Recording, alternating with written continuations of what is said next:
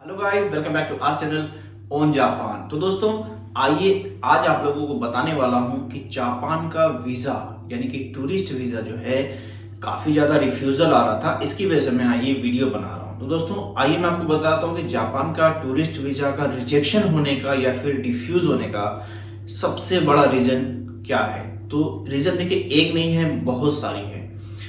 India से या फिर अदर किसी कंट्री से जब जापान के लिए टूरिस्ट वीजा अप्लाई होता है दोस्तों, तो उसमें एक लिस्ट होती है। उस लिस्ट को जो है आपको फुल फिल करनी होती है। जैसा कि आपको पता है कि इंडिया से अगर आप अप्लाई कर रहे हो तो आपके लिए आईटीआर जो है वो कंपलसरी कर दिया गया है। पहले भी था और अभी भी है। बैंक स्टेटमेंट जो है 6 महीने का, उसको भी कंपलसरी कर दिया है दोस्तों। लेकिन बहुत सारे लोग इंडिया में ऐसे भी हैं जो बैंक स्टेटमेंट फेक सबमिट करते हैं। ऐसा मैसेज जो है यहाँ की इमिग्रेशन में वायरल हुआ है कि इंडिया में जो है फेक स्टेटमेंट डालने की वजह से बहुत ज़्यादा रिफ्यूजल है। इसके अलावा दोस्तों, जो प्रॉपर डॉक्यूमेंट और यहाँ की ट्रैवल आइटिनरी जो है वो प्रॉपर वे पे फिल नहीं करना, या फिर उनका कोई क्रिमिनल रिकॉर्ड होना, ऐसी बहुत सारी चीजें हैं जो इंडिया में या फिर अदर कंट्री में जब आप अप्लाई करते हो टूरिस्ट वीजा के लिए तो आपका रिफ्यूज हो जाता है दोस्तों। तो मैं आपको बता देता हूं कि ऐसी कौन कौन सी चीजें हैं जो आपको गलती नहीं कर रही है जिससे आपका वीजा जो है अप्रूव हो जाए। आपको शायद नहीं पता, लेकिन मेरे इंफॉर्मेशन में जो बात आई है, मेरे नॉलेज में जो बात आई है, मैं आपको बता देता हूं दोस्तों कि अभी जो रेशियो चल रहा है जापान टूरिस्ट वीजा का, ये 99% जो है रिजेक्शन चल रहा है दोस्तों। इसका सबसे बड़ा रीजन यही हुआ कि कोविड खत्म होने के बाद पहली बार सितंबर में जो स्टार्ट हुआ है टूरिज्म का आना, इसमें से बहुत ज्यादा जो डॉक्यूमेंट्स हैं वो फेक निकले गए हैं, जिसका वेरिफिकेशन करने पे प्रॉपर वे पे कुछ उसका मिला नहीं एम्बेसीज को। तो इसकी वजह से जो है रिजेक्शन बहुत ज्यादा हो गया। हालांकि इसमें जो अच्छे एप्लीकेंट हैं जब वो अप्लाई कर दे रहे हैं तो साथ साथ में जो है उनका रिजेक्ट हो जा रहा है दोस्तों। तो याद रखिएगा, कोई भी फाइल आप सबमिट करते हो किसी एक्सपर्टीज से जो है आप उससे इंक्वायरी कर लो। अगर आपको इमिग्रेशन कंसल्टेंट है जो इसके बारे में बहुत अच्छा नॉलेज है, उनसे आप पूछ लो कि कैसे आपको वीजा अप्लाई करना है। और एजेंसी चूज करने से पहले भी आप उसका रिकॉर्ड देख ले कि किस एजेंसी के थ्रू जो आप अप्लाई कर रहे हो। क्योंकि देखो, वीएफएस ग्लोबल जब वो फाइल आपसे लेता है तो वो ये नहीं देखता कि पूरा हुआ या नहीं हुआ, ठीक है। वो एक ट्रस्ट करके आपसे फाइल तो ले लेता है, लेकिन जब वो सबमिट करने जाता है तो उसके अंदर जब कुछ एरर आता है तो फिर वो एजेंसी को इन्फॉर्म करता है कि ये एरर आया है, आप इसको मॉडिफाई करें। तो दोस्तों, कोई भी एजेंसी को आप पकड़ो या फिर कोई भी एजेंट को पकड़ो तो प्रॉपर पकड़ो। आपका जो है आइटिनरी प्रॉपर होनी चाहिए, आपका बैंक स्टेटमेंट प्रॉपर होना चाहिए, आपका आईटीआर। एक बार आपको याद रखना है कि आईटीआर में बहुत सारे लोग मिस्टेक करते हैं।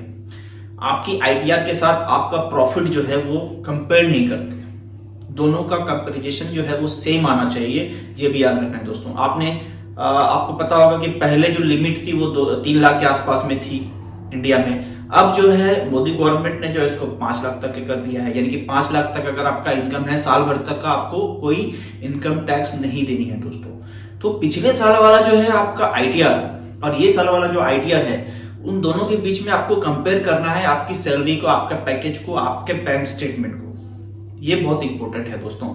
बहुत सारे लोगों को ये सब सारी चीजें पता नहीं होती है। तो अगर आपको कोई इंफॉर्मेशन चाहिए मुझसे, ठीक है, अगर मुझसे कोई इंफॉर्मेशन चाहिए तो आप जो है मेरी एक टीम है जो टाइपिंग की टीम है, पूरा यही काम करती है दोस्तों। आपकी प्रॉपर आइटिनरी क्या जो है प्लान बना के देंगे। आपका बैंक स्टेटमेंट में कुछ प्रॉब्लम है या फिर और कोई डॉक्यूमेंट में प्रॉब्लम है तो आपको वो जितने भी उसमें एरर है उसको ठीक करेगा आपसे बात करके। हालांकि इसका कुछ कॉस्ट है, मैंने डिस्क्रिप्शन में उनका ईमेल एड्रेस दे दिया है, आप उनसे डायरेक्ट ईमेल करके बात कर सकते हो दोस्तों। ये हो गया जापान के टूरिस्ट वीजा के रिगार्डिंग। जो भी अगर आपको कुछ एरर मिलता है या फिर खुद से आप अप्लाई करना चाहते हो या फिर इनके थ्रू आप आपका डॉक्यूमेंट बनवाना चाहते हो तो डायरेक्ट उनको आप ईमेल कर देना। दूसरी बात, फिर से आते हैं हम लोग फिर से टूरिस्ट वीजा के टॉपिक पे कि रिजेक्शन क्यों हो जाता है। तो मैंने जैसे कि आपको बताया कि बैंक स्टेटमेंट आईटीआर का जो फाइल है उसका प्रॉपर कॉम्बिनेशन आपके पास होना बहुत ही जरूरी है। और एक तो बेस्ट पार्ट है दोस्तों, वो है जापान का वीजा पाने के लिए क्या आपके पास ट्रेवल हिस्ट्री का होना बहुत जरूरी है क्या। देखिए, इसमें 50-50 चांसेस हैं। कई वीजा ऐसे भी अप्रूव हुए हैं मेरे द्वारा, मैं जिसको सजेस्ट करता हूं कि इस पर्सन से आप करवाओ, तो कभी कभी फ्रेश पासपोर्ट पे भी मिल गया है दोस्तों। ये बात मैं बता रहा हूँ 2018-2019 का, जब उसकी ट्रैवल हिस्ट्री कुछ नहीं थी, बिल्कुल ही फ्रेश पासपोर्ट था, उस पर मिल गया था। लेकिन अभी क्या हो रहा है, एम्बेसीज या फिर कॉन्सुलेट ये देख रही है कि बंदा अगर किसी कंट्री में घूमने के लिए गया है तो क्या वो वापस आया अपना देश, ये इंपॉर्टेंट है दोस्तों। तो आपको अगर आपकी ट्रैवल हिस्ट्री दिखानी है तो प्रॉपर वे पे दिखाइए, अच्छी कंट्री का दिखाइए, जैसे कि सिंगापुर का आप दिखा सकते हो, रशिया का दिखा सकते हो आप। हालांकि बहुत सारे लोग इंडिया में एजेंट लोग सजेशन देते हैं कि यार एक काम करो, आप रशिया का वीजा लगवा लो, भले आप ट्रेवल ना करो। दोस्तों ये गलती मत करना। आप अगर वीजा लगा रहे हो तो ट्रेवल जरूर करना। अगर आप ट्रेवल नहीं कर रहे हो तो प्लीज वीजा मत लगाना, अपना पैसे को वेस्ट मत करना दोस्तों। आप सिंगापुर जा सकते हो, आप मलेशिया जा सकते हो, आप वियतनाम जा सकते हो, और यूरोप की कुछ ऐसी कंट्री है जिसमें वीजा फ्री है, वहां जा सकते हो। तो यहाँ की ट्रेवल हिस्ट्री बनाओ, एटलीस्ट 2 तो बनाओ आप ट्रेवल की हिस्ट्री, तो आपके जो चांसेस बढ़ जाते हैं जापान का टूरिस्ट वीजा के लिए। और आपका एक प्रॉपर प्लान होना चाहिए जापान आने के लिए, और एक एम्बेसीज को समझाने के लिए कि सर आप, मैं जो है मेरी कंट्री वापस आऊंगा, मेरे पास ये वैलिड रीजन है। आप अपने आप को रिच दिखाओ।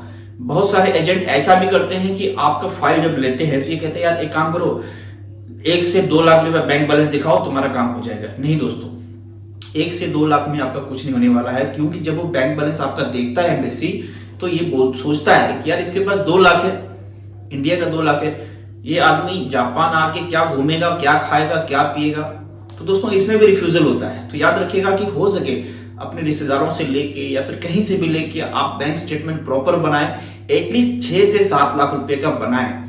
ये मैं उस ब्याह पे बोल रहा हूं कि जिस ब्याह पे ज्यादातर वीजा अप्रूव हुए हैं। याद रखिएगा, किसी एजेंट के चक्कर में आके आप ये मत सोचिएगा कि 1 से 1.5 लाख रुपए रख के आप जापान का वीजा अप्लाई कर सकते हो। मेरे पास इसके बहुत सारे रिफ्यूजल आए थे कि जिसके पास मिनिमम बैलेंस था उसका वीजा जो है अप्रूव नहीं हुआ था दोस्तों। इसके लिए मैं आप लोगों को सजेस्ट करूंगा कि प्लीज आपके पास जो सफिशिएंट फंड रखो, एटलीस्ट 6 से 7 लाख रुपए आप रखो। और अगर आपके पास एफडीज हैं तो उसको भी अटैच कर दो आप, कि मेरे पास जो है, मेरे पास इतना फंड है कि मैं इसको सरवाइव कर सकता हूं। और एक सीक्रेट है दोस्तों, अगर आप कपल हो, अगर आप कपल के साथ एक बच्चा भी है आपका, इन्फेंट हो, मतलब छोटा बच्चा भी हो, तो आप तीनों का मिला के अगर वीजा अप्लाई करते हो तो इसमें भी चांसेस बढ़ जाते हैं दोस्तों। ठीक है, इसमें भी चांसेस बढ़ जाते हैं आपको वीजा पाने के। ये सीक्रेट है, कोई नहीं बताएगा आपको। सब लोग बोलते हैं कि यार अकेला करो, ये करो, वो करो, आपका हो जाएगा, पर ऐसा नहीं है। अगर आप फैमिली के साथ करते हो और अगर बच्चा ऐड करते हो तो जो है ये बहुत बड़ा प्लस पॉइंट हो जाएगा। या फिर अगर आपकी वाइफ या फिर आपके हस्बैंड गवर्नमेंट एम्प्लॉई हैं तो भी आपके चांसेस जो है बढ़ जाते हैं जापान का टूरिस्ट वीजा के लिए दोस्तों। और एक बेस्ट पार्ट है दोस्तों जापान टूरिस्ट वीजा के लिए कि जब आप टिकट बुक करते हो ना, तो आप एक गलती और करते हो एजेंट के करने पे, आप एक साइड का ना डमी टिकट ले लेते हो। ठीक है, एक साइड का कंफर्म ले लेते हो, एक साइड का डमी ले लेते हो। ठीक है, याद रखना, ये गलती मत करना। आप रिटर्न टिकट आप जो लोगे कोशिश करो सेम फ्लाइट की होनी चाहिए आपकी। ऐसा नहीं कि आपने एक दिल्ली से टोक्यो का ले लिया, फिर टोक्यो से दूसरी फ्लाइट आपने ले ली 1 हफ्ते बाद की या फिर 15 दिन के बाद की। और आपका जो ट्रेवल प्लान करो, मैक्सिमम आपको बता दूं 15 दिन से ज्यादा का प्लान मत करना। ठीक है, 15 दिन बहुत होते हैं आपको घूमने के लिए, 15 दिन से ज्यादा घूमना नहीं है। और आइटनरी प्लान भी जो है आपकी प्रॉपर होनी चाहिए कि किस दिन आपको किस सिटी में रहना है, कहाँ कहाँ घूमना है। जब आप घूमने के लिए जाओगे तो वहां पे कौन सी होटल आपको बुक करनी है दोस्तों, तो ये बहुत इंपॉर्टेंट है। सपोज अगर आप टोक्यो आते हो, टोक्यो में आप 3 दिन घूमते हो, तो उसके बाद फिर आपको ओसाका जाना है, नागोया जाना है। तो अगर नागोया जा रहे हो तो नागोया में कोई होटल जो आपकी 1 दिन की बुकिंग होनी चाहिए, फिर ओसाका में कोई 1 या 2 दिन की बुकिंग होनी चाहिए। मतलब जितने दिन आपको ट्रेवल करना है पूरा मेंशन करना है कि मैं कहाँ कहाँ जा रहा हूँ, कैसे कैसे जा रहा हूँ, किसके थ्रू जा रहा हूँ, साथ में कौन रहेगा, पूरा डिटेल उसमें भरना होता है। आपके पास अगर वो आइटनरी प्लान का अगर नहीं है आपके पास फॉर्मेट, तो मैंने आपको बता दिया कि डिस्क्रिप्शन में एक ईमेल एड्रेस है, उसके थ्रू जो है आपका पूरा डॉक्यूमेंट बन जाएगा। उसके कुछ चार्जेस होंगे जो आपको देना बेनिफिशियली होगा, मतलब आपके फायदे का चीज होगा। हालांकि आपका जब रिफ्यूजल हो जाएगा तो आपको पता है कि आपके जो एप्लीकेशन अमाउंट है वो अमाउंट तो वेस्ट हो जाना है, तो उसका बेनिफिट उठाइए। कुछ पैसे आपको लगेंगे, लेकिन प्रॉपर वे पे आपके डॉक्यूमेंट को बनाइए, तभी आप ट्रैवल कीजिए जापान के लिए। और अच्छे परामर्श के साथ जब आप जापान आते हो तो आपका सक्सेस रेट जो है वीजा का वो बढ़ जाता है दोस्तों। इसके लिए बहुत जरूरी है कि एक्सपर्ट्स की राय को लेके ही आप अप्लाई कीजिए। हालांकि एजेंट बहुत सारे हैं इंडिया में, कोई सही है कोई गलत है।